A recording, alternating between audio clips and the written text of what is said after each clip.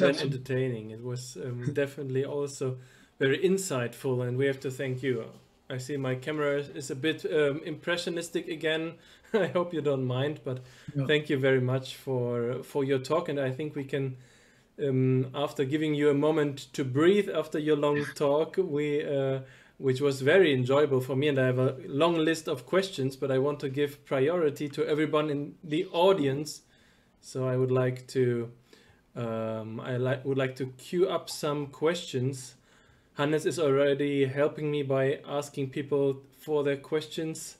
If anybody isn't able to write a question in English, we can translate it for them. So, who would like to start with a question?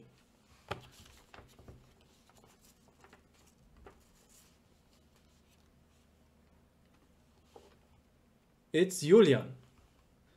First of all, thank you very much for your presentation. It was really informative and very clear, no less entertaining.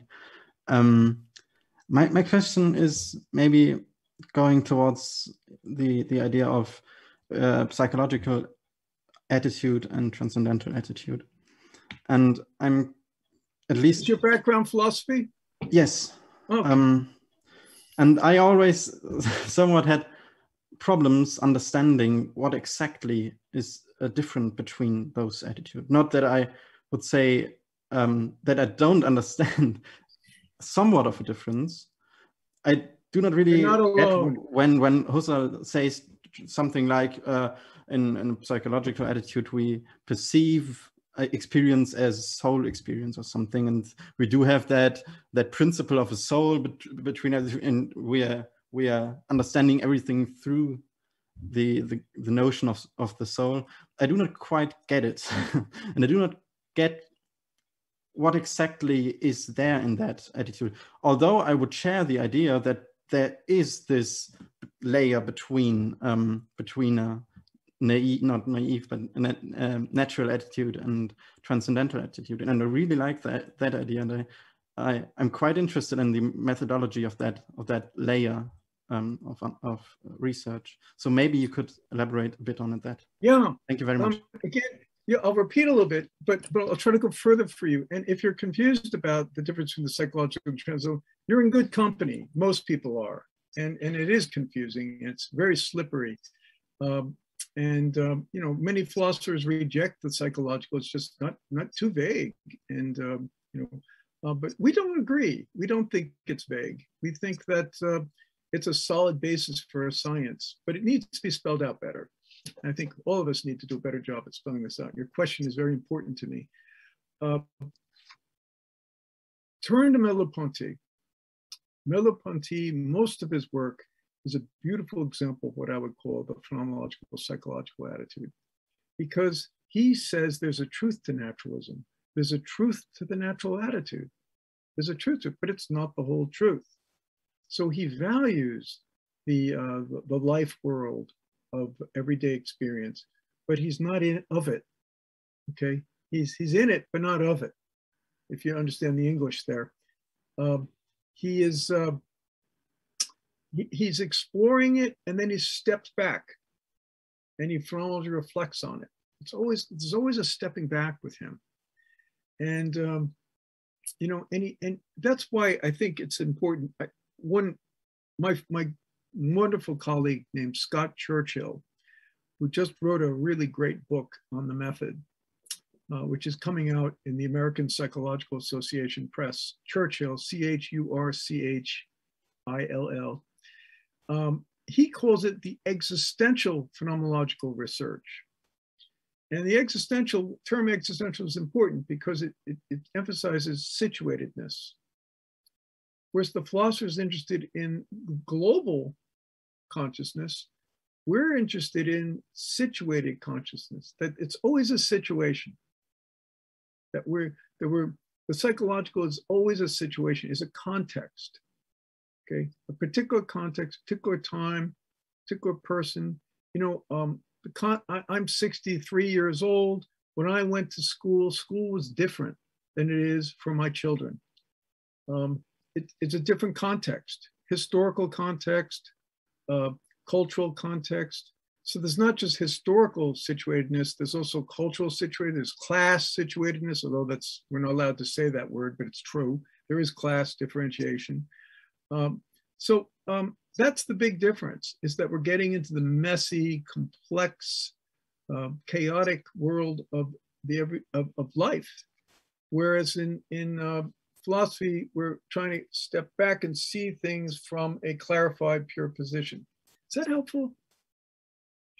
Okay, you can go on and on and on. Okay, yeah. Well, then first of all, thank you for that. I think it is helpful. I really like the book recommendation. I will have a look at that. And at Merleau-Ponty, of course, I read some of his work, and I had a similar reading of him, that there's more of that psychological understanding of the phenomena, and you could. It's really interesting to read him from that perspective. Although I would be interested that there is some, how to say, especially the situatedness is something that, not that I would say that it is therefore of philosophical interest, but it's something that we also find in Husserl's genetic analysis of, for example, near and far horizons, especially Absolutely. understanding different persons, or there's also that weird zigzag between the given and something which is not given as such, but quite differently. Description and interpretation. There's a zigzag between the two. I am interpreting as much as I'm accepting the givens. They're both zigzagging.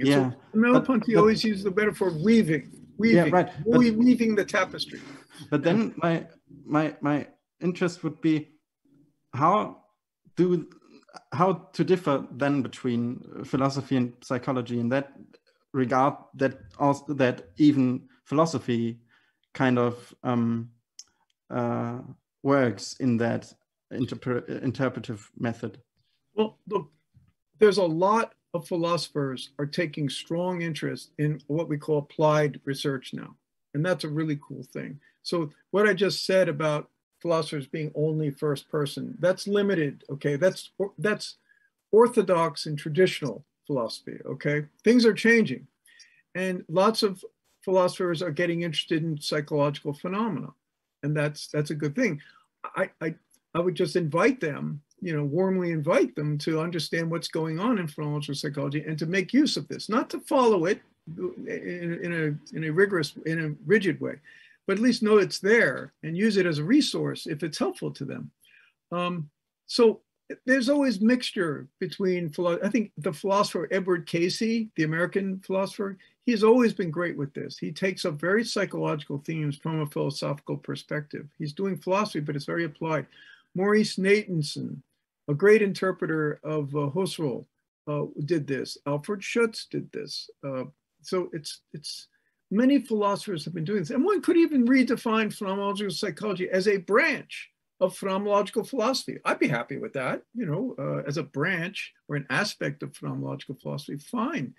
But that's not how the academic world works. We're forced into a disciplinary category. So I don't know that I'm answering your question, but at least I'm doing a jazz riff off what you just asked me. And I really like that. Thank you for that. Okay, all right. Thank you. Thank you for that. Next one is Hannes. Yeah, thank you for your talk, and I like them. So, can you hear me? You just went out, but I got you now. Talk more towards the microphone. So I have two questions. The first one concerns. Just lost you. Does it work now? I think my connection is bad. Yeah, your connection is a bit unstable. Maybe you can put someone else before me, and I. Let's go with Michael Reinhardt. Okay, thank you. We'll get to you, Hans. Okay, thank you very much for your lecture. I have just a simple question because of the special focus of your expose or lecture. So is phenomenology, psychology, more a method or analysis of a priori structures? Because this I read very often, that it's more an analysis of the inner a priori structures of the noses. Well, I would just step back from the Kantian language a priori, okay, because it's usually used in a Kantian context, and I'm never sure we're using the word correctly. If what you mean is essential meanings, then I could talk to you, if that's what you mean. Okay, and, that's totally okay. Yeah. All right, because a priori, woo, that goes into big territory. So I think there are, I mean, I've learned from phrenological philosophers that there are implicit structures to the life world that are not always visible to us. You know, the example of that would be, you know, the big raging debate going on in America about critical race theory. You may have heard about this. It's a ploy being used by the right wing to terrorize white people. You know, but what critical race theory teaches is not that white people are evil or anything like that. What they're translating. It teaches that there's implicit structures to the life world in American culture, where there's an implicit, unspoken sense that European Americans are superior or better or smarter. And there's an implicit tendency to have favoritism towards European culture and European peoples in America, people of European descent. And there's all kinds of legal evidence to support that. If you look at the history of the United States and the kind of acts of law that Congress has passed and what states have done to defy certain laws or to recreate certain laws, you see an implicit project to give white people a certain inherent superiority. And most people would say, oh no, white people aren't bad. We didn't do this. We didn't make so. We're not racist.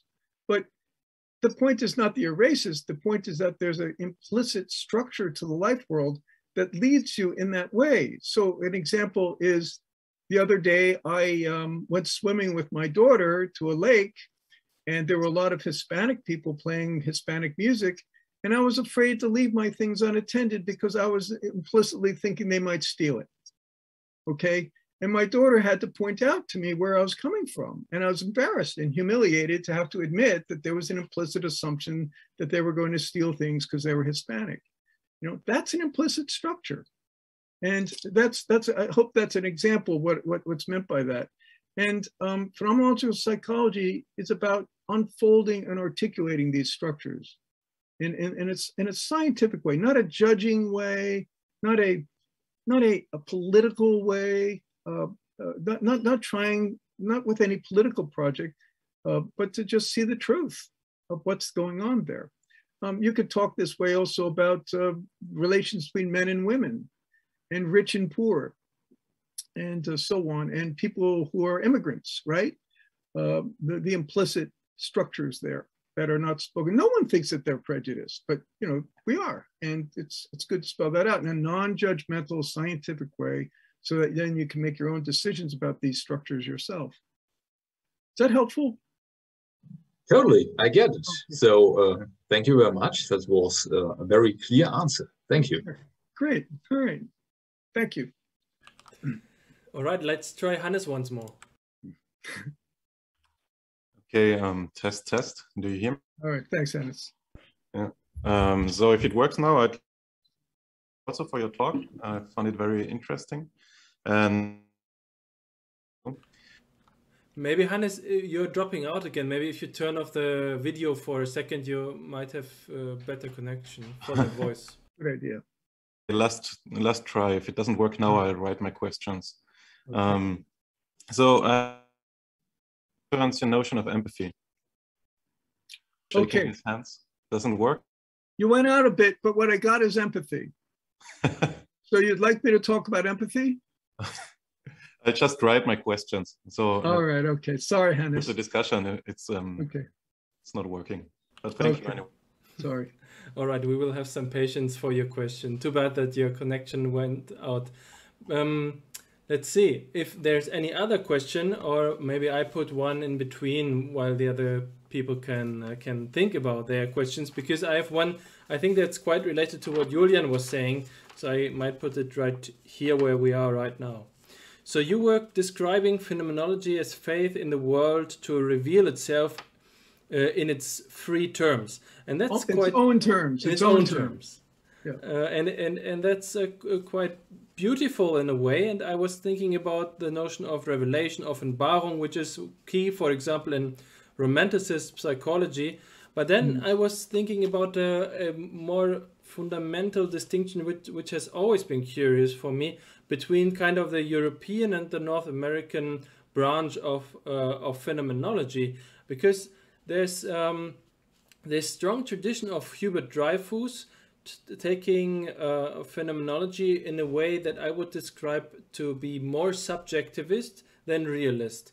So there's the meaning in psychology is more dependent on making sense by the individual than dependent, or maybe construction even of sense, than the encounter. And when you're saying reveal, I would say that this is quite a realistic term. So there is a reality that shows itself and it shines forth towards us, and we have a resistance experience, which is, I would say, way more realistic than what Dreyfus would say. So I was wondering, how exactly do you mean this notion of revelation or reveal in a realistic sense? And second, how do you relate to this, I would say, a bit more constructivist tradition of Hubert Dreyfus? Wow, that's quite a question. I'm not going to be able to answer that, but I'll give it a try. Okay, that's huge. Hubert Dreyfus was, I got to have lunch with him once. It was a real wonderful honor. And he came to the Merleau-Ponty Circle once and delivered a fantastic talk. And I got to talk to him about some of these things. Not enough time though, but the basic thing about Dreyfus is that he was very, very influenced by Heidegger. And he exaggerated the difference between Heidegger and Husserl. And he started a tradition of real hostility to Husserl. And he characterized Husserl as a Cartesian, and started that was one unfortunate thing about Dreyfus, is he really misrepresented Husserl terribly. And he did wonderful things in terms of critiquing the artificial intelligence project. Of course, that was genius. It was amazing. Huge impact he had on that. And you got to give power to him. And I love his articulation of Heideggerian understanding of being in the world and situatedness within the world, and especially the use of craft and skill, you know, as a way of understanding how we live in the world, both in it and out of it. But I still think direct intuition has got something to say. Although Dreyfus tended towards hermeneutics and started this whole thing of conflict between hermeneutic qualitative research and what would be called descriptive qualitative research, that was very unfortunate. And he left a big mark on people. And it's taken a lot of time to undo. I think Dan Zahavi's done a wonderful job in representing Husserl positively and undoing the damage that Dreyfus did. Again, I don't mean to be negative about Dreyfus, because I think the world of him. But I think in the world of qualitative psychology, we need to get this straight too, which is that there is no need to see a gap between understanding my stock of knowledge and understanding horizons of meaning, as well as seeing the givens of the world as it comes to me. And the understanding horizons of meaning and interpretate this, what's called interpretation. You know, in German, you've got two words for interpretation, right? You've got Interpretation, and you've also got, forgive my pronunciation, Ableitung, right? Ableitung. Say it for me. I think you mean Ableitung. I think you mean Auslegung. Yes. Auslegung, excuse me, Auslegung, Auslegung, thank you, Auslegung. Forgive me, I don't get to use my German much. So Auslegung is a very nice way of understanding, because Auslegung is very situated. It's saying just laying things out the way they are, laying it out. Okay, we translate this as elucidation. And we'd like to think that this is a nice halfway point between grandiose interpretation, like what Freud does. He says everything's got sexual content to it.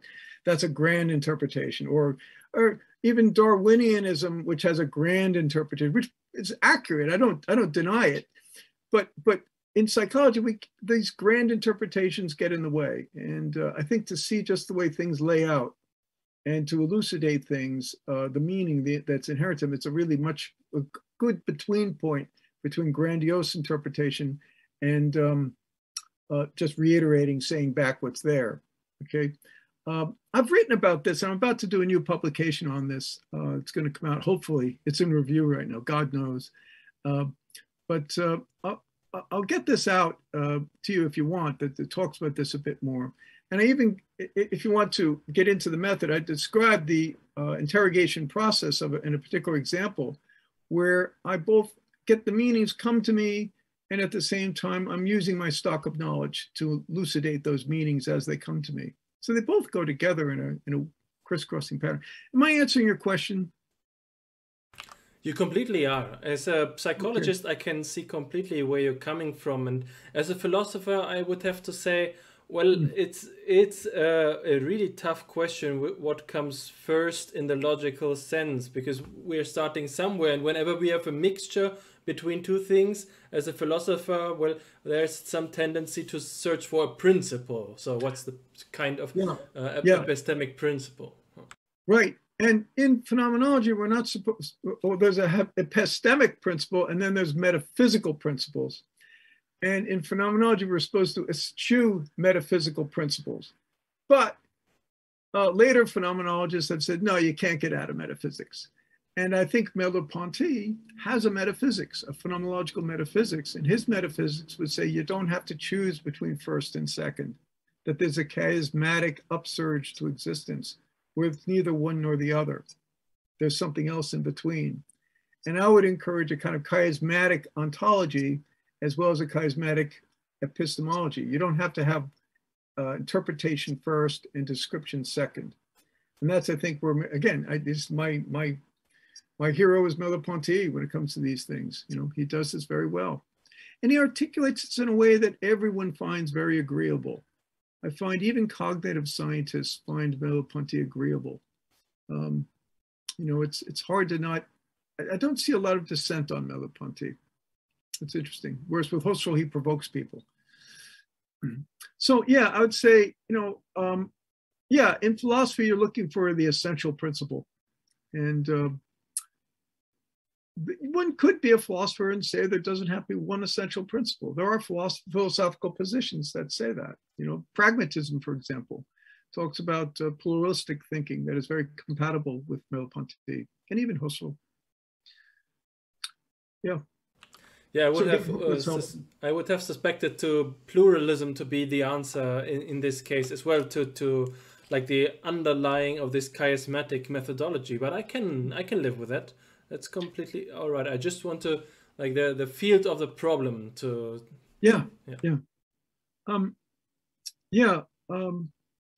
But pluralism again doesn't mean relativism, right? Everybody, that's not relativism. You know, we're not doing postmodernism. Okay, postmodernism is gone. It caused a lot of damage. Okay, it really hurt the phenomenological movement.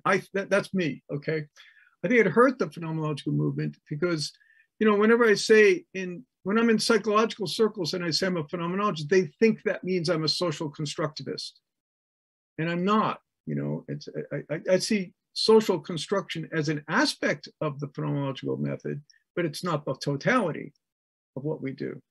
And that's the difference between us and social constructivists and postmodernists, is that, you know, they took a part of phenomenology and ran with it. And we don't, we see phenomenology as a totality. Yeah, we socially construct things, but we see it in a wider range of concepts.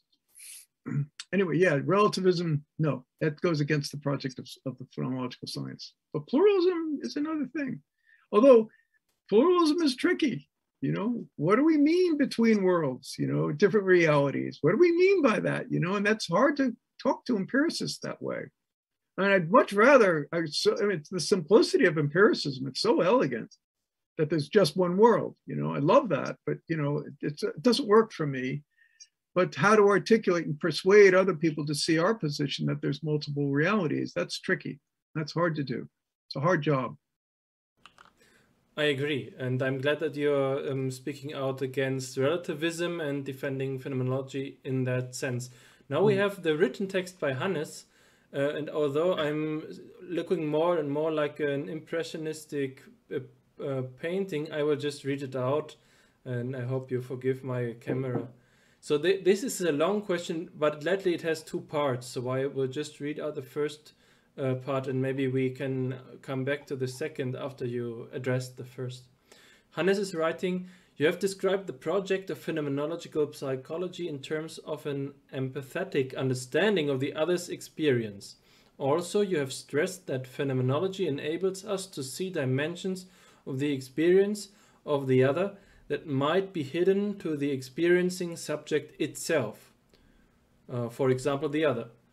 I am wondering about, or Wisliket, I'm not sure how to translate it to English, like Wisliket, that I'm just saying it in yeah, go ahead. In Latin. I'm wondering about the opposite case. What about cases in which the other's experience transcends the scope of the phenomenological psychologist? Take the example of hallucination that you have mentioned. Suppose that you had never hallucinated in your life.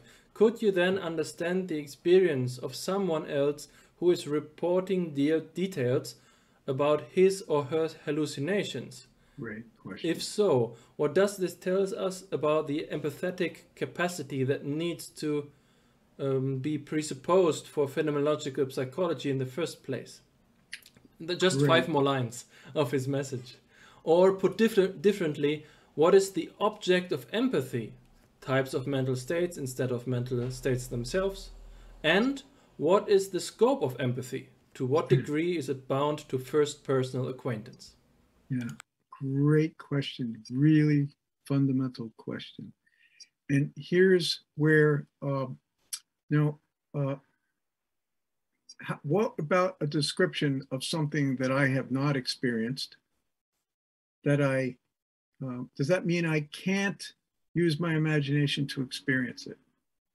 The question often comes in psychotherapy circles. Can you work with someone who has had experiences? Can you do therapy with someone who's had experiences you have never had?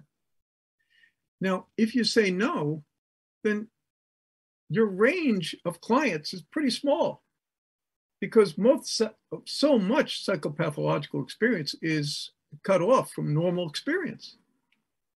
So, you'd say, what's the possibility for psychotherapy? Because psychotherapy is based on empathy. No matter what your perspective, no matter what your theory of psychotherapy may be, what works is the client experiencing empathy. Okay, it doesn't work unless there's trust, and there's a faith that the therapist understands you. It just can't work, no matter what the therapy is. So there has to be felt empathy for therapy work, but does that mean that the therapist has experienced what you experienced? If I have never experienced the belief that scientists from the planet Krypton are infusing love rays into me and transforming my body into another species, if I've never had that experience, can I empathize with the person? And my answer to that would be, well, because I haven't had the experience, I don't think that means I can't empathize. That I can't use my imagination to feel my way into that person's experience.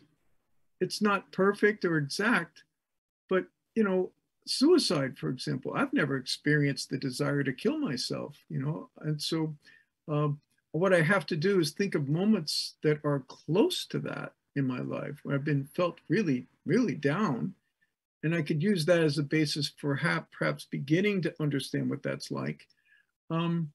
I can I can imagine hallucination from things that were like hallucination in my life, for example, dreams and being in fever states. I've had lots of fevers. When I lived in India, I got sick all the time and was in deep fevers, you know. So I can use some experiences to sort of empathize into the person. It's never perfect, but there's also this phenomenological concept of, and this comes from Gestalt thinking as well, apperception. And apperception is like, for example, right now, I have Alexander's face on the screen, and it's just a flat screen, but I'm seeing Alexander, and I apperceive the back of his head, and I also apperceive Alexander as a person. Okay, that's empathy. Okay, and it's immediate. And we do this with all people. Okay, so I don't think you have to. I think that direct intuition goes beyond just experience. I think if you really work and use imagination, and you can apperceive things that you haven't directly experienced. Now, it's not perfect and exact, but I think that's what phenomenology is all about, is to be able to understand experience that I myself may not necessarily have. If we restrain phenomenology to only something I've already experienced, well, it's like, you know, where's the discovery? There's no new discoveries. You're just working with what you've already experienced. So I think that's and I love the question. And I'm sure I'm not answering this perfectly, but the best I could say is that it's the task of phenomenology to empathize and understand experiences that I may not necessarily have had. That's what makes the method work.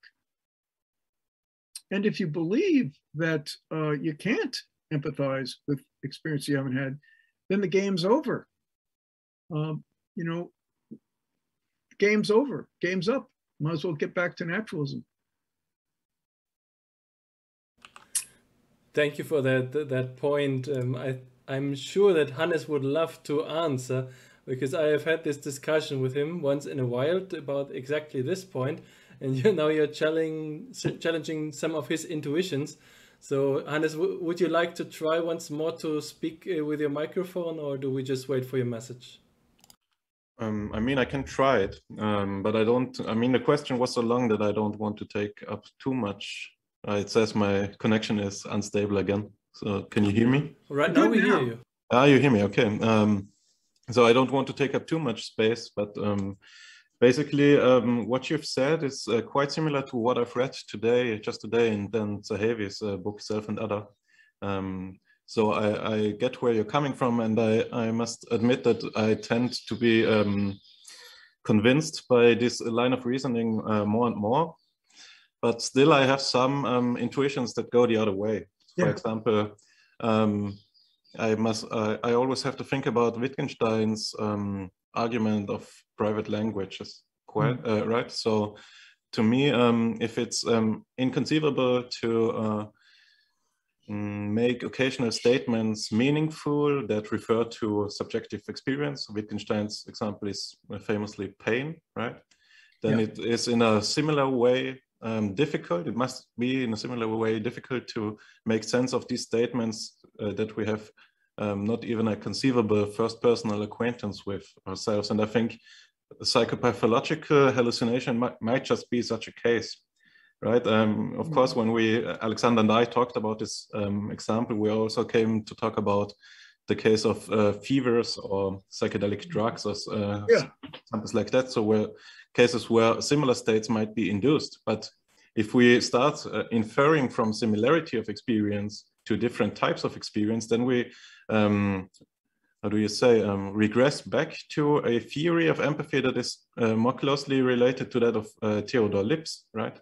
That employs an understanding of empathy in terms of the inference from analogy. And I think it's very important for phenomenology to abstain from this line of reasoning and to stay connected to the direct perception view that Scheler put forward, right? No, you've read widely. God, exactly. The doubling language, you know, or through extension, that was exactly Lipps's problem. And Husserl got into some trouble with that in his Cartesian Meditations.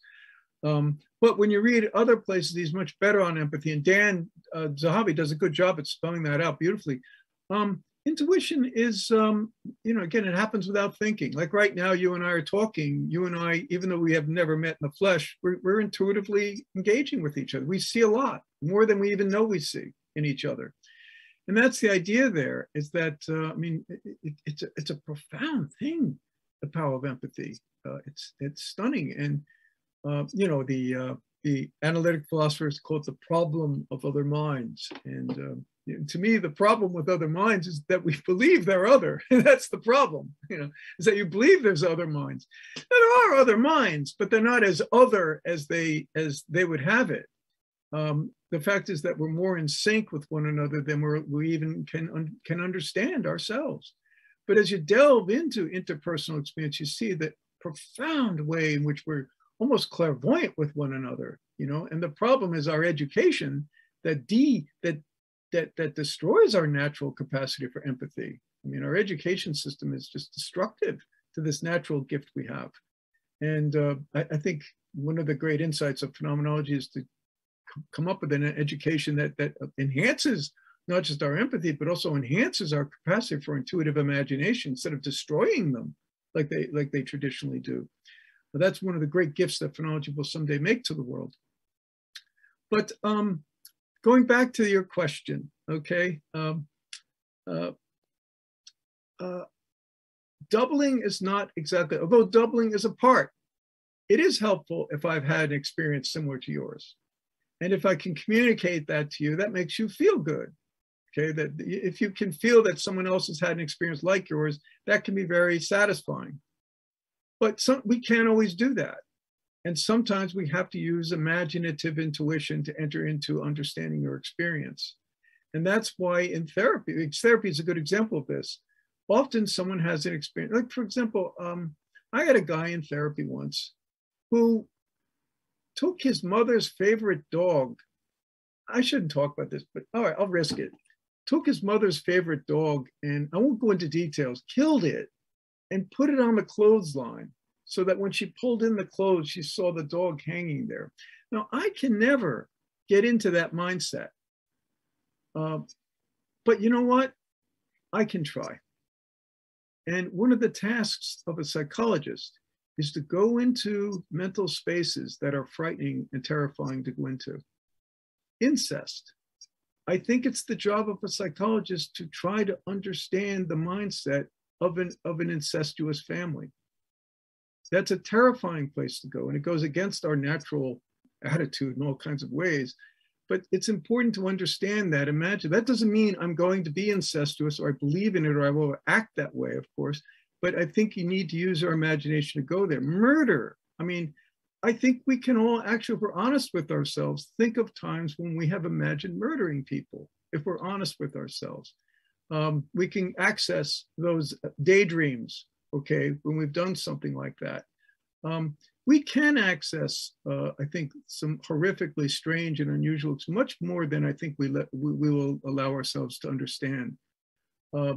I think it is possible to go there. And that is exactly, when I teach abnormal or psychopathology to students, I say the task of the psychologist is to go into the frightening places that ordinary people don't want to go, to understand the ununderstandable, to understand what is ambiguous and strange and weird and Heimlich, to all those places to go there and to have the courage to do that and have the wherewithal and the strength of mind to be able to go into these unusual places and to explore them. That's something that philosophers don't usually do. That's, I think, the place that psychologists really have to do if they're going to be good at it. I think that's what all great psychologists have done. I think Carl Jung did it and Freud did it, and all kinds of, you know, the greats, so to speak, have gone into those scary places and come back and talked about it. Sort of like the descent into the underworld myth. Okay, so let me stop there. I hope I answer you, or at least satisfy something of your question. Yeah, it was very helpful. So if I might just a very brief comment on that. I think that you brought it to the point quite well, because I think we can now differentiate three separate senses of empathy, right? The first one is the one that we started with, that is like empathy as the necessary foundation for phenomenological psychology if we are to preach the intersubjective the intersubjective gap, right?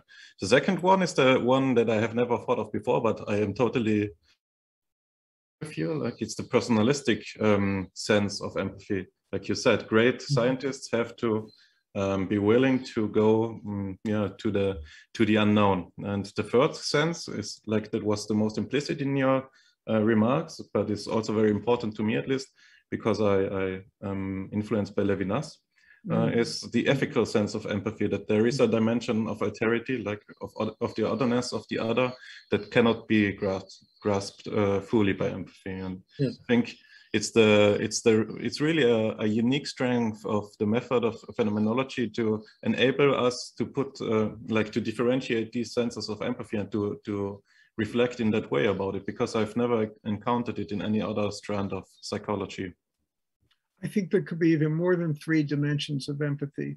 You know, I think it could be like an onion with several dimensions.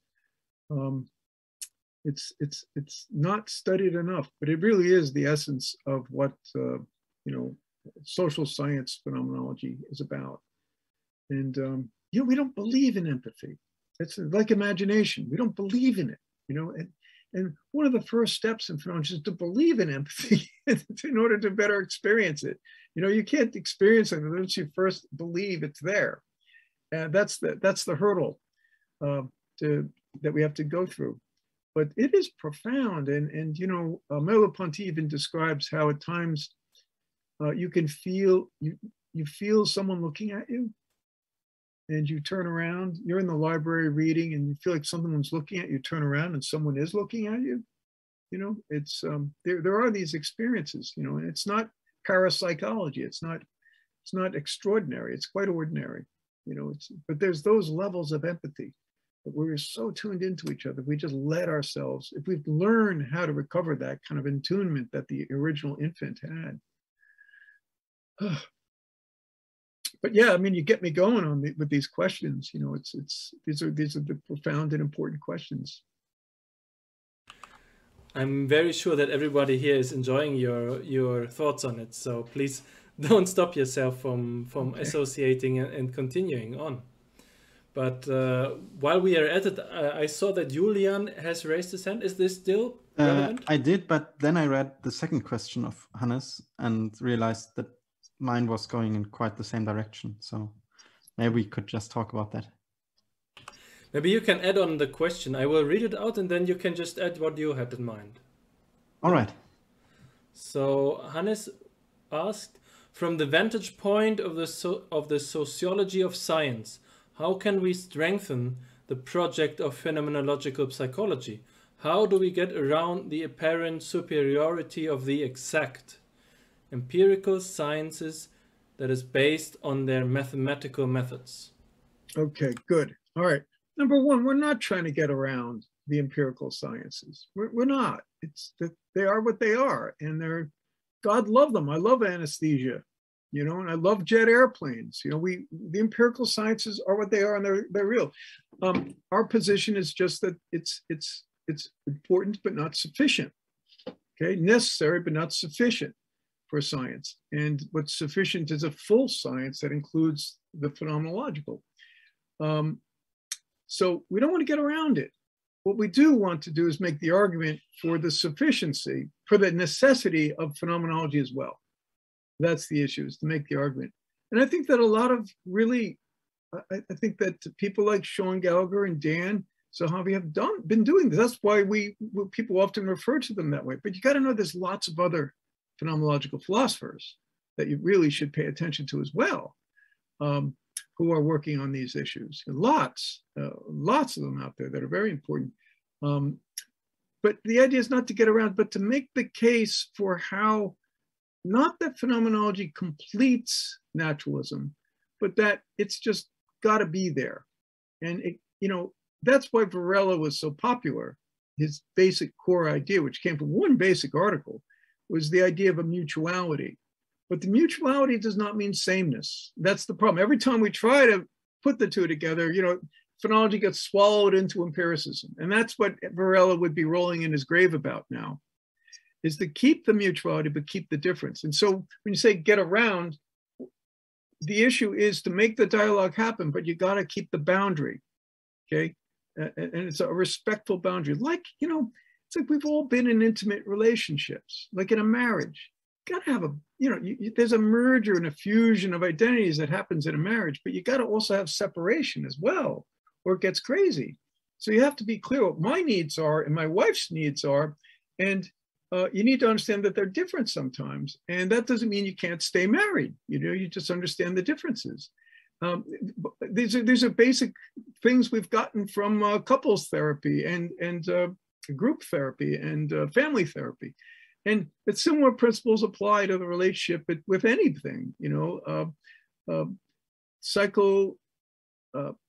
Phenomenological insights and naturalism can talk to each other, but they're not the same thing always, you know. And when they come together, it's interesting. So, for example, when people daydream, it seems to correlate with what's called the default network in the brain. That's very interesting. We got a correlation between an experiential and a measurable, okay? That's an opening for a discussion. It seems that certain experiences show up in a measurable way on the brain. Fascinating, but what does that mean? You know, I mean, in a certain sense, so what? So what that we understand the physiological correlates of daydreaming. Maybe we can understand better how they happen, but you know, that doesn't take away the essential meaning of a daydream. So it's a tricky business, this discussion of the two. Very tricky. But my refrain is always good boundaries make good neighbors. Boundaries are necessary for conversation to happen. Otherwise, the conversation collapses.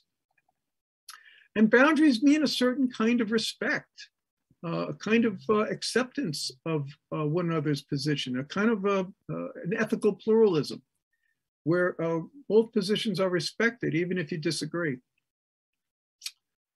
All right, hope that helps. I could talk forever about this. Yeah, it certainly does. And maybe if Julian allows me, I would like to add a small comment on the question. Sure. Even though I'm taking in more time, right?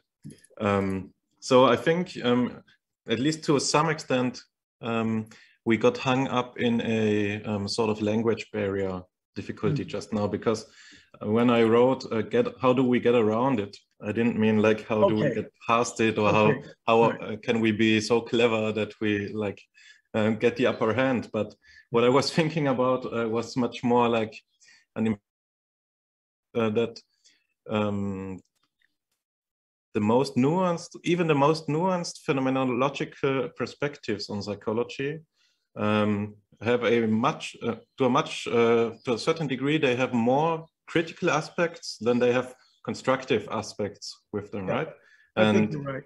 One example that Alexander and I are talking about frequently is that that phenomenological psychology cannot be successful if it lacks a theory of measurement, a phenomenologically grounded theory of measurement, because otherwise empirical psychologists or cognitivists will always be able to say, just look at the exactness of our measurements, look at all the other sciences, why should we bother? Why should we do more than what you alluded to, right? Acknowledge pluralism. Of course, phenomenology has something to say, but it has nothing to say about the really fundamental stuff, because if we want, we have to turn to physics, to physiology, and to mathematics. Yeah, look, the answer is phenomenology doesn't try to be exact. If you enter that game, you're lost, because empiricism will always be a better method for exactness. You remember Descartes, clear and exact ideas. That's Descartes, and that's a project of exactness and certitude. That phenomenology doesn't try to pursue that. When we talk about structures, invariant structure essences, we mean something that's always going to be a little more ambiguous. Okay, and that's why Merleau-Ponty often calls phenomenology the science of ambiguity. You know, that kind of exactness is just can't be a phenomenology. There can be exactness and rigor in other ways. So, for example, in describing and in your description of essences, there can be other forms, but it's never going to be perfectly exact like mathematics. That's a losing project for phenomenologists. Measurement. Again, I just don't think measurement, if you try to do measurement, it's just a losing project from a phenomenological perspective, I think. Now, I think it's incumbent upon phenomenologists to understand statistics and understand measurement. And I always think it's better to learn naturalism first before you come to phenomenology, so you can appreciate it better. But that's all the more reason to understand how we're not doing that. We're describing, we're not measuring. It's just a different project. I think we need to talk about how to dialogue our descriptions with measurement, how to do comparisons with the naturalistic measurement. But I guess my position is if you try to measure in phenomenology, it's just a losing game. That'd be my answer. You know, get better at description. We need better description and better ways of describing, better techniques. That'd be my answer. Thank you for the answer. I would love to debate it with you because just as Hannes just alluded, I think there's some perspective, even though you're completely right that we shouldn't mimic empiricism. But before I do that, I believe Michael Reinhardt also would like to say something about this point. Good. No, just before Michael, I would like to debate that too, because I could be wrong. If there's something I can learn, I'm up for that. I've been banging my head against this for a long time, and I've just come to the point where, you know, wrong tree. Yeah, go ahead, Michael. Okay, thanks. Yeah, I will connect to this point, and if it's true that phenomenology is so vacuum, so is the debate between hermeneutics and transcendental, phenomenology may be obsolete. So, because I understand hermeneutics, hermeneutics and phenomenology, that the point of that is we don't have this evidence, can have this total, absolutely evidence.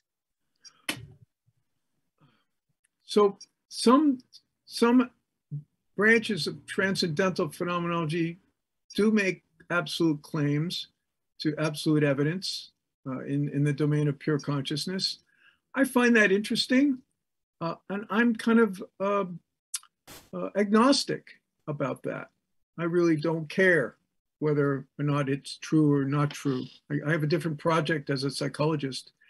I find it, I simply take from transcendental phenomenology what's useful to me as a psychologist, to be honest. It's not a battle, it's not my battle. So that's kind of how I look at it. I would choose other battles. You know, actually, I'd rather not battle so much as dialogue. But so evidence in the transcendental sense, I don't know. And it's a very interesting concept because there is the idea of evidence in orthodox phenomenology. It's really interesting, and it comes to do with intuition. And Husserl's theory of knowledge, the theory of intuition, does speak of evidence.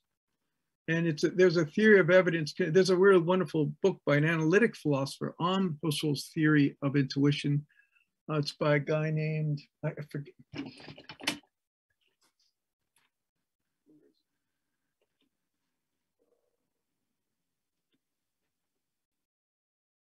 Oh, well, I don't have it, but I can't locate it right now. But the theory of intuition is a theory of knowledge and a theory of science as well. And it has to be developed. And that's something I'd like to see phenomenological philosophers develop better for us. That's their job. You know, that we have to divide the labor, and that would be their job to develop a really more coherent theory of knowledge that would be applicable, that would help us, bolster our work in psychology when we're in dialogue with naturalistic psychologists. You know, that's their job. Yeah. Okay. Accepted. Thank you. Thank you. I think Julian also wants to say something about it. Yeah, thank you. Yeah, I would strongly agree with your last. I forgot the word now, but last things you said about the relation between naturalistic understandings of psychology and getting a productive dialogue between like phenomenological description and naturalistic psychology. And I would, but I would say that that's what you said is, at least to me, seems quite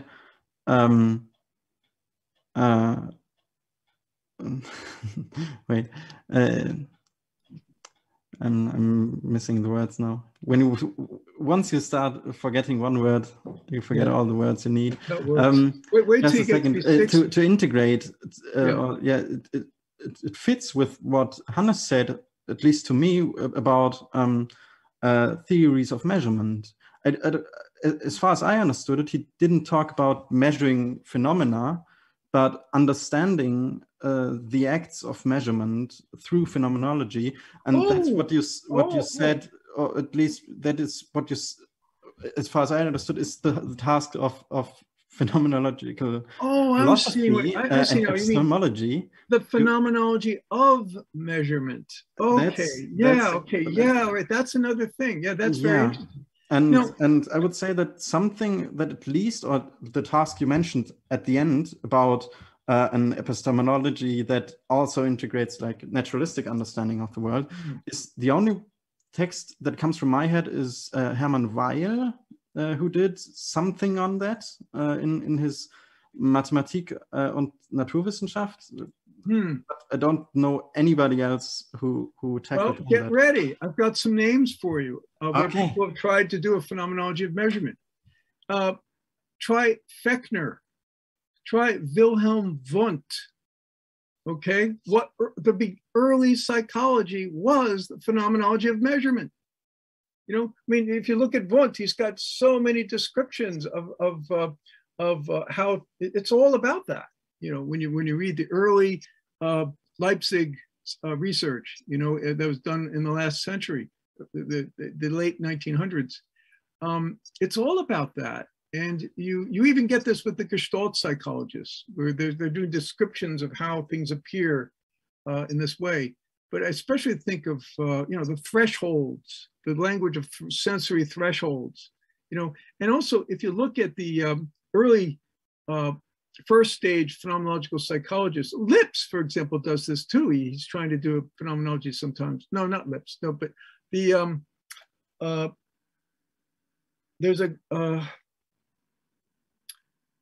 there's several early phenomenology researchers that did measurements, and their descriptions of the measurements are really good. It's really valid. The guy who studied color and touch, let's see. So here I am, I'm not remembering my words. Names slip you when you get older.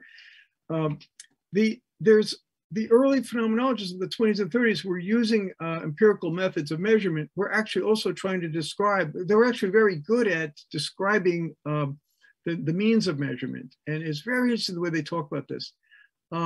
So that's a place to go, but I think there were, but again, it gets very mixed up. The paradigms get mixed. It gets confused. The same thing happened with the Gestalt psychologists when they tried to do this.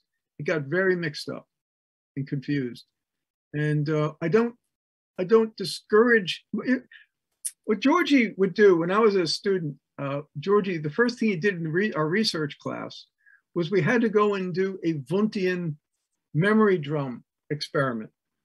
And so we had to have subjects, and we had a memory drum, and the person, and we did the whole memory drum, classic psychological experiment.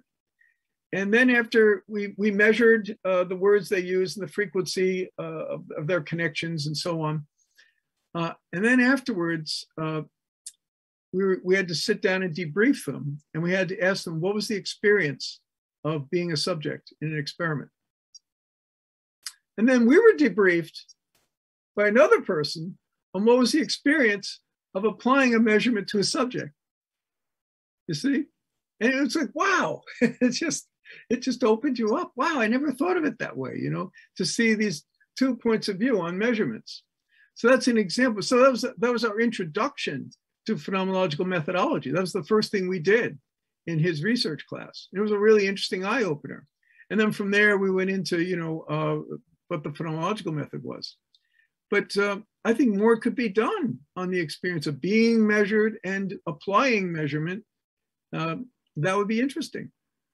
So I'm saying, yeah, you can do it that way. You can study measurement from phenomenological attitude, but it's a tricky business because measurement kind of demands, to understand measurement is to actually see it from within the naturalistic, empiricistic perspective. So it's very tricky. It could be done. A sophisticated study could be done. You could do that, but it's really hard, to maintain both attitudes and to get the relationship right.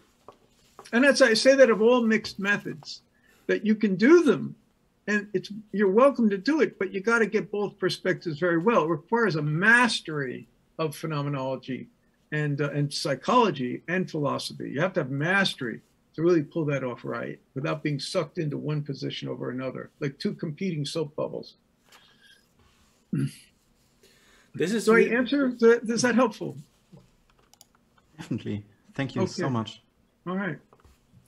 This is really an important topic for me. This is why I want to say something about it as well. The idea that I completely agree with the idea that the early psychologists were not yet consumed by some dogmatism about their method, but they were trying to establish something. But then Husserl comes and says, like in his 1917 article on phenomenology and psychology, he would say, well, doing psychology without phenomenology is like doing physics without geometry. There's something missing that is so essential. So it would be like doing natural sciences with natural measures, like an arm's length. Yeah. You can't do quantum physics with an arm's length. That's great. And yeah. What Husserl meant is that you need the philosophy to do the psychology, right? Yeah, I believe so. But the question is, why didn't they succeed to inform psychology? And this is what I believe to be an important task for phenomenological psychology of today, because many times we have a discourse in phenomenology which is like off-stream in comparison to mainstream.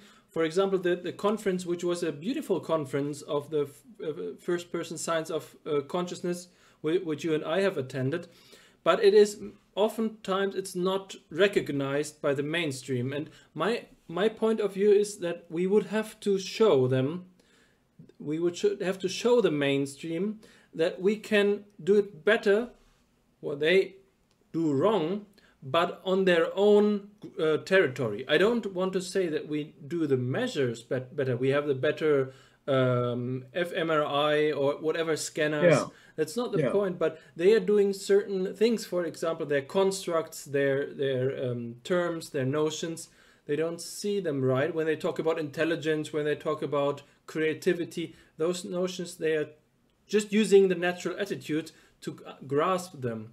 And I believe when we talk about theory of measurement and methodology, our task as phenomenological psychologists is not just to have a separate discourse, but also to prove ourselves in the main territory of psychology. What would you say about that? I'd say a lot to that. That's really good stuff. Okay, so I'm trying to remember all of what you said. Okay, I'll try piece by piece. I do think it's important to go back to the origins, historical origins of modern psychology, where there was a remarkable open-mindedness. And I have a story to tell you all, okay, which most people don't know. Okay, I'll start with that. Then I want to answer the other questions. Make sure I do. Okay, Alexander? So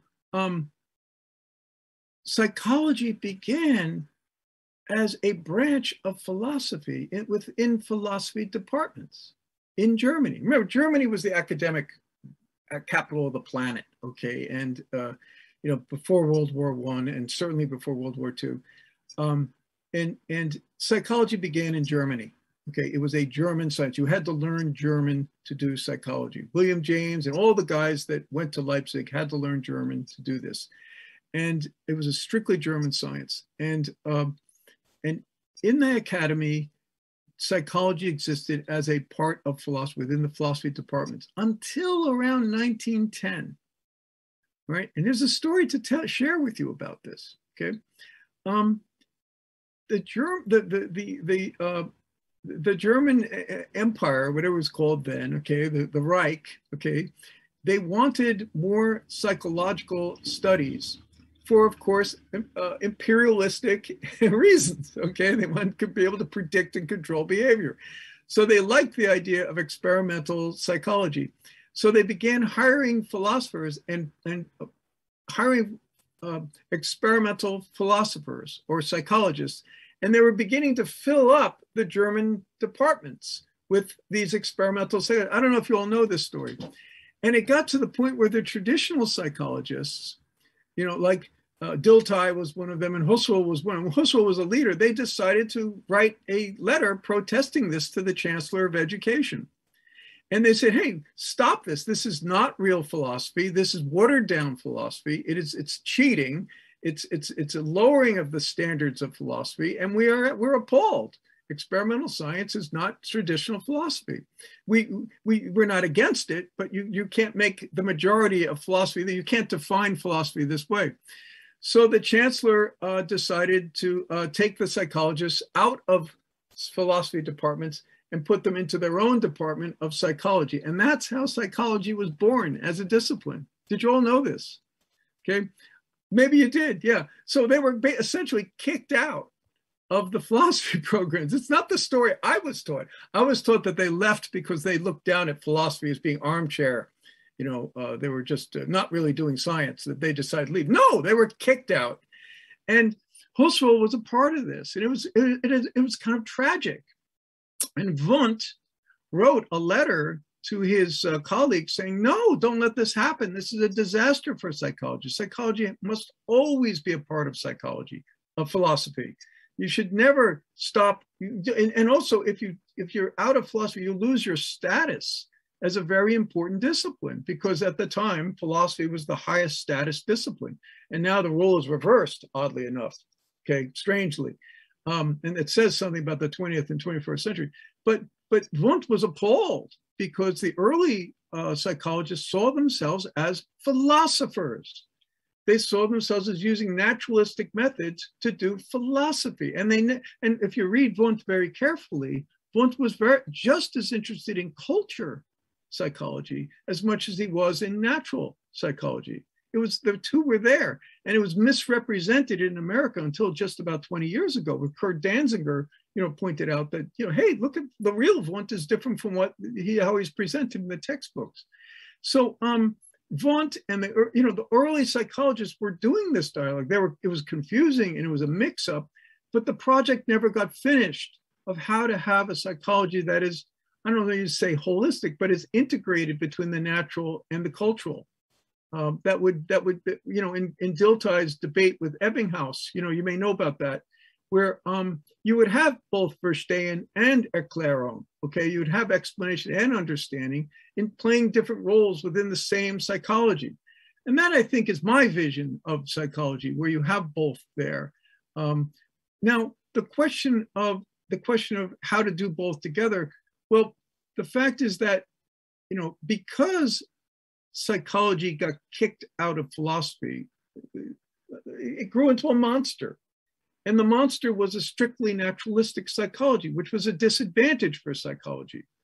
But it succeeded. And of course, it was bureaucratically and institutionally supported because of the technology we got, and mostly military purposes. Okay, it supported a lot of military technology and a lot of bureaucratic techniques for doing education and so on. So all the other cultural things got kicked out of psychology. And now there was moments like in the 60s when there was a resurgence of what you could call a humanistic approach to psychology, but even that's been snuffed out again, okay? So now we're in another bad place. So the problem is how to do both together. And now, the problem here is that you're never going to get a properly phenomenological psychology unless you have the space to do it. So it's like, there's a branch of feminism that is separatist. And they say we need to have separate women's communities without men around so that we can find our voices.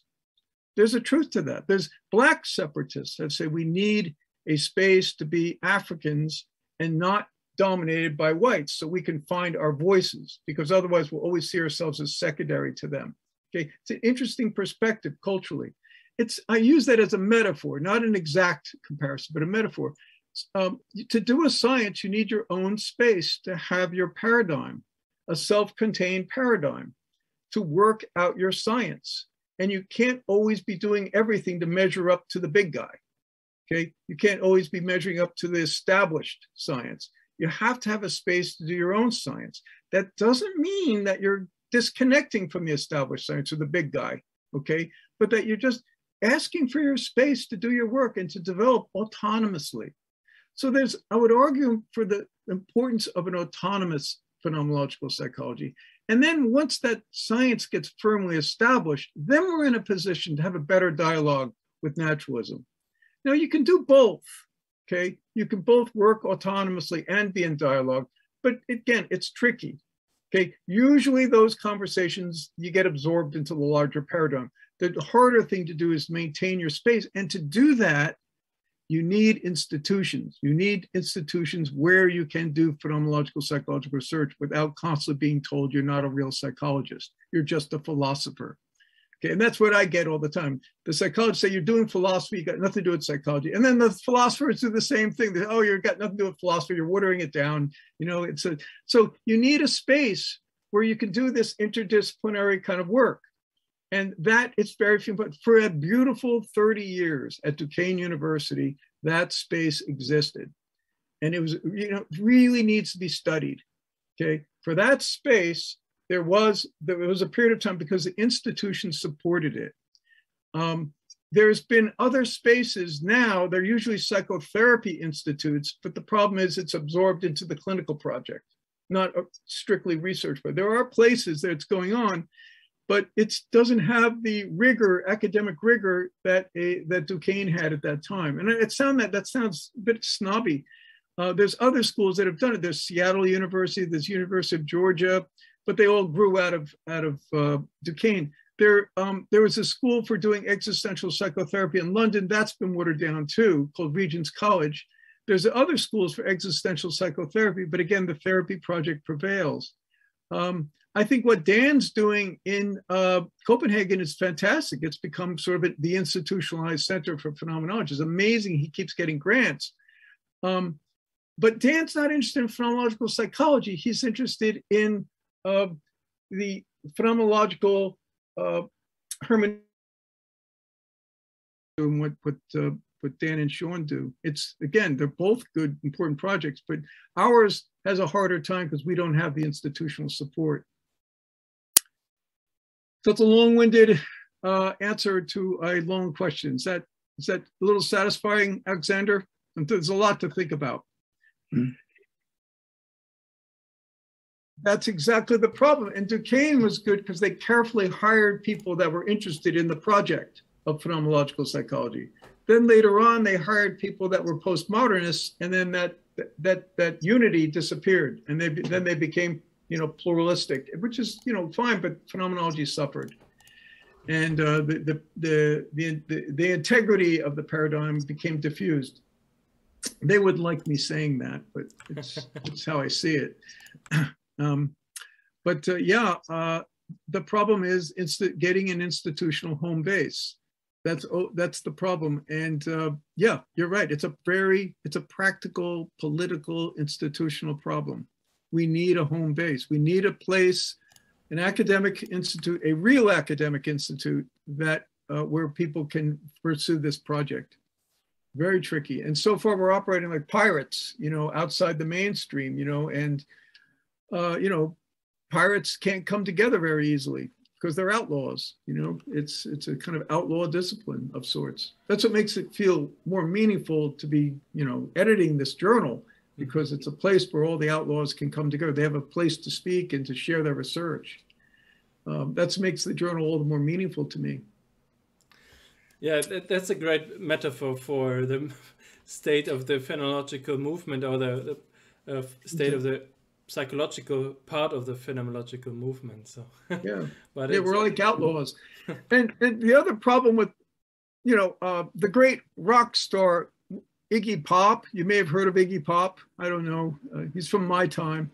Iggy Pop said that running a rock band is like trying to lead a group of pirates. It's like running a pirate ship. Okay, who's in charge? You know, it's like, who's going to run the pirate ship when everybody's a pirate, when everyone's an outlaw? Okay, where's the law within the outlaws? And so when you're deinstitutionalized, you know, who's in charge of phenomenological psychology? Who sets the standards? You know, where's the board of governors? You know, it becomes an outlaw discipline. It's very tough. It's kind of my problem as the editor of the journal. And I suppose I need to write more to spell these thoughts out, but this has been very helpful. I appreciate the effort to integrate, and I believe that should be also our intercontinental effort, because if the discourses are all side by side, like microphenomenology is repeating mistakes that have already been made in thought psychology in Würzburg, just because the discourse is not integrated. You can critique microphenomenology for repeating mistakes, but I would appraise it for keeping the game alive, bringing the game back in, okay? And even if they repeat mistakes that happen in Würzburg, it doesn't matter, it's alive. And it's a thriving movement. People are interested in microphenomenology.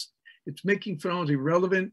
But that's the thing you got to keep in mind. They brought it alive, and it came out of a French tradition of hypnosis and guided imagery, and you know, the guided daydream technique and all this. And it's got its own origins within French culture, which is really interesting. And I'm a big supporter of microphenomenology. It's different. And yeah, there's differences with what I do, my method, but I think it's something that should be endorsed. Microphenomenology was designed by a group of people too, and really informed people. And it was, they called it micro. At first I didn't like the word, but I see what they mean. To look at focused, minute experiences as close to the present moment as possible. Very close to Würzburg, okay? Very close to Wundt.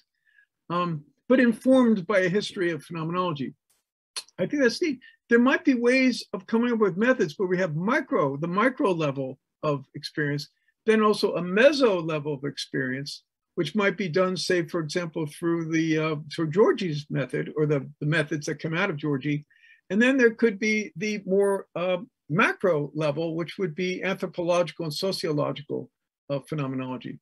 So there might be ways of organizing our research in that way, on those different levels of experience. It could be that we have different methods for different levels. That could be interesting, you know. But again, you know, I hate being bogged down with methodology like this, but there's a need to talk about methodology. It's just screaming. People are just lost, and there's chaos out there. And philosophers are sometimes helpful, and sometimes they're not helpful. And all these different qualitative methods are so confusing, and they're confused. There needs to be some coming together, and I think phenomenology is the only really good foundation for any qualitative research, and we should recognize that, do it better. And I do believe that you can't do good qualitative research without some training in real philosophical phenomenology. I do think it would help, you know. So we're in a wild west moment. And it's both exciting and also challenging. It's a threat as well as an opportunity. So it's exciting, and I think what the interest you guys seem to have seems to be meeting the moment. It might be possible to make this science happen. You know, it could happen. You know, it's possible. Keep hope alive. Yeah, you're creating a lot of hope, but that's what we need. I saw that Julian was raising his hand. Is that point still valid? Yeah, but it's a bit out of date, maybe. No, not out of date. But you said something. You talked about interdisciplinary environments for a bit. Yeah. And I was wondering if that doesn't, whether that isn't in conflict with developing a fundamental methodology of Interdisciplinarity can be a mess, and it can be a hiding place for research that lacks rigor, because they say, I'm not doing psychology, I'm doing philosophy, it can be a hiding place for simplistic and poor quality work in interdisciplinary research. It can get very messy. It can also be stunningly creative. Now, phenomenological psychology is an inherently interdisciplinary discipline. So my metaphor for phenomenological psychology is that you have dual citizenship, okay? A dual interdisciplinary citizenship where you are both a philosopher and a psychologist, like psychology was in its beginning. That we identify as both philosophers and psychologists, at least phenomenological philosophers, as much as we are phenomenological psychologists. But for that to happen, again, we need a supportive institutional framework. We need that's hard to do in the way the academic world is structured right now, but that's ultimately the only way, is to be both a philosopher and a psychologist, and to put the two together into this discipline. So it's not possible right now. You can go for 2 degrees, but where's your home going to be? And if your home is in an interdisciplinary department, you're not going to be with people that's, even in an interdisciplinary department, everybody's still talking a different language, and they're not integrated on the same project. What we need is a department of psychology that keeps itself within a phenomenological paradigm, so they can create their own research community. We don't have that.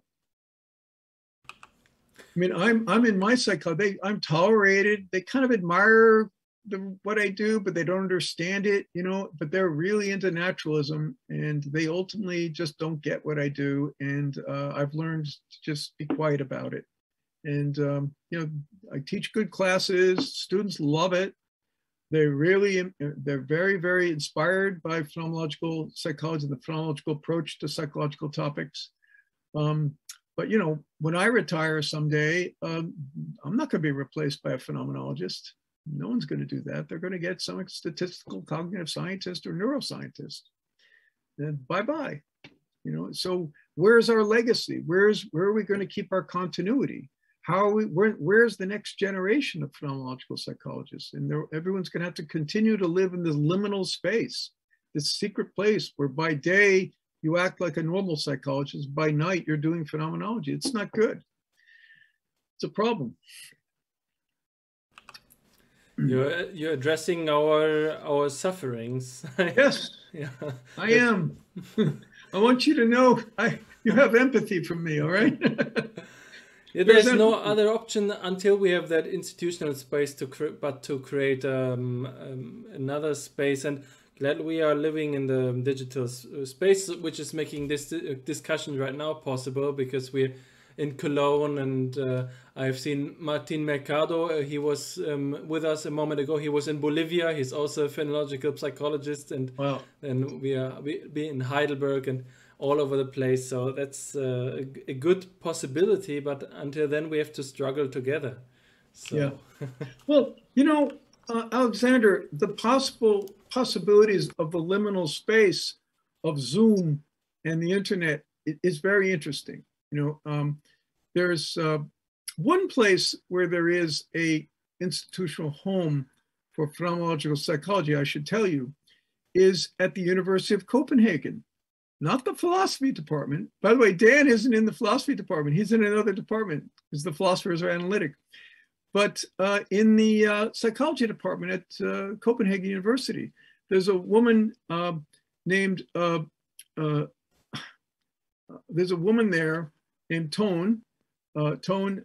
Roland, if I'm pronouncing her correctly, who is actually getting grant money to do research on the phenomenology of the phenomenological psychology of aesthetic experience. And she's actually gotten grants from all the Danish museums to do research on how to curate the museums such that people will better appreciate the aesthetics of the art. And she's getting grants for doctoral students and she can support doctoral research. So it's there. And she's one person, but she's in a department that's sympathetic of what she's doing, but she's one person, you know. But it's because phenomenology has a tradition in Copenhagen, they accept her there, and she's got a warm welcome. But there is a place where one could go and do doctoral research in phenomenological psychology and in an accepted way. So there you go. But the problem is, where would you get a job after that? You know, there's the problem. So we have to convince the rest of psychology that it's important to have one person in each department who does phenomenology, that it's not going to be threatening to them. We have to convince psychology of that. And we also have to somehow find a place where there's one center, or well, preferably several, of course, but at least one where this science can be practiced. Tricky business. So there's one place, there's what Tone does, and there's other places where people are doing this work, but they're few and far between, not enough. That's you're almost sketching out a utopia where this project works. So until then, we will have to struggle, and I think, I mean, that's all we have. It can only get better in some sense. Oh, my cat is passing by, so he seems to agree. No, now we have been talking for more than 2.5 hours, and I think that's a great point of time to thank you very much, because it's been an intense discussion in the end, and it's exactly what I've been hoping for. So I would also like to thank everybody who's been partaking in the discussion. We have had 15 people on YouTube, and then in Zoom we were, for a point of time, we were 15 or 14 as well. So. But right now we are 6 because it's already 2.5 hours. Oh yeah, I didn't realize 2.5 hours. My God, I didn't notice. You know, it was fun. No, for me as well. So I hope that we can continue our dialogue, and I'm sure that I'm speaking also for Hannes and Julian, that it would be great for us to great. Maintain contact. And there are some others who've been, unfortunately, already been leaving, who would also. I don't blame them. 2.5 hours. My God. It was a great Friday evening for us. Thank you. Yeah, I hope you all go out and have a beer, and a good German beer, preferably Weiss beer, and I wish you well. Thank you very much once more. If you want me back to talk about specifics with methodology, I'd be glad to do that. Yeah. I cannot refuse that. On the contrary, I will accept it as soon as you said it. It's already in the moment those words have left your lips, they have been accepted. All right. So Alexander and everybody else, I'm at your service. So thank you for having me. I really appreciate it. It's really lovely for me too. Thank you very much for the talk. Okay. All right. Thank you very much. It was very instructional. Thank you. Bye-bye. Thanks. Cheers, everybody. Goodbye. See you. See you.